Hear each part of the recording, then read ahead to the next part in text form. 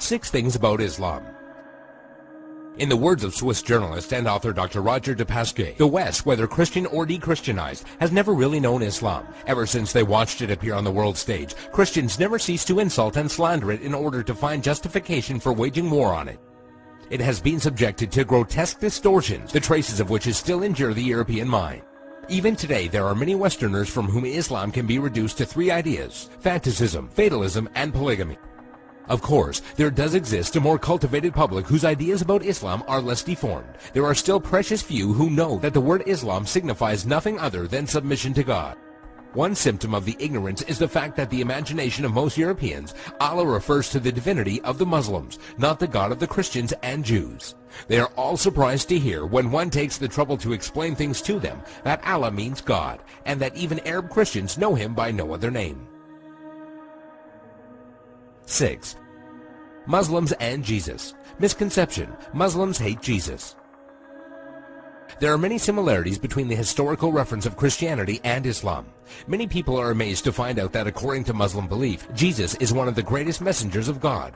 One cannot be a Muslim without believing the virgin birth and the many miracles of Jesus Christ. Jesus is also mentioned in many verses of the Quran and is often used as an example of good virtue and character. However, the main difference between Christianity and Islam is that the Muslims do not believe that Jesus was God. 5. Islamic Jihad. Misconception: Jihad means to fight for the sake of God. The true Arabic meaning of the word jihad is struggle. However, in Islam, it is often used to describe the striving in the way of God. There are many forms of jihad, but most important ones are jihad al-nafs, jihad against oneself, jihad bil-lisan, jihad by being vocal, jihad bil-yad, jihad by using action, and jihad bis-sayf, jihad by using the sword. Each jihad is ranked differently, and it was reported that Muhammad returned from a battle and said, "We have returned from the lesser jihad, going into battle, to the greater jihad, the struggle of the soul." This means that a Muslim struggling against himself and his soul is more important than the jihad of going into war. Another misconception is that only when a person dies in war does that person become a martyr. This is, however, false, and it is believed that anyone doing anything for the sake of God and is killed becomes a martyr. A person who dies while performing pilgrimage in Mecca, a woman who dies while giving birth, or even someone who dies in a car crash while he was on his way to the mosque are all considered martyrs. 4. Muslim savages. Misconception: Muslims are savages and barbaric during war. Quite the contrary. When it comes to the conduct of war, there are 8 rules that every Muslim army must obey. 1. Do not commit treachery. 2. Do not deviate from the right path. 3. Do not mutilate dead bodies. 4. Do not kill children. 5. Do not kill women. 6. Do not kill aged men. 7. Do not harm or burn trees. 8. Do not destroy buildings.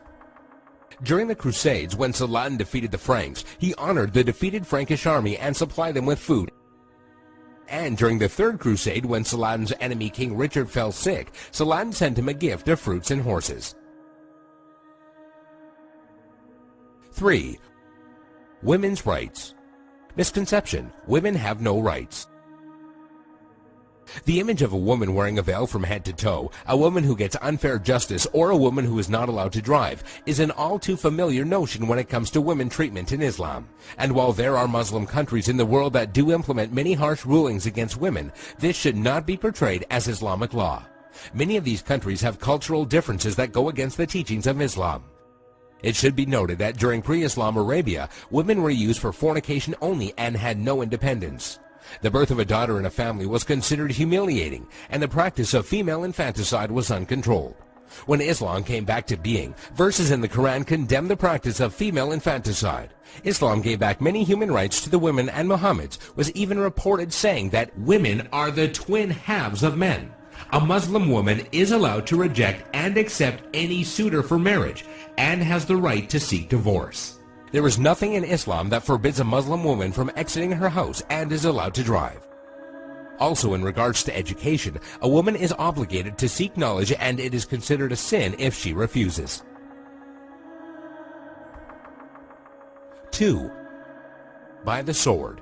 Misconception: Islam was spread by the sword. Historian Delasio Leary states, history makes it clear, however, that the legend of fanatical Muslims sweeping through the world and forcing Islam at the point of the sword upon conquered races is one of the most fantastically absurd myths that historians have ever repeated.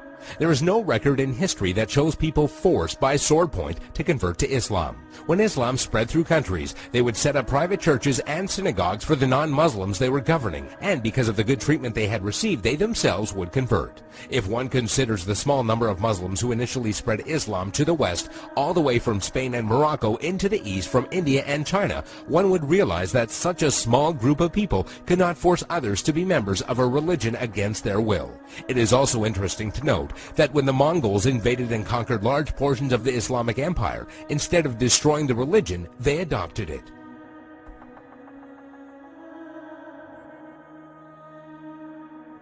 One, Islamic terrorism. Misconception: Muslims are terrorists.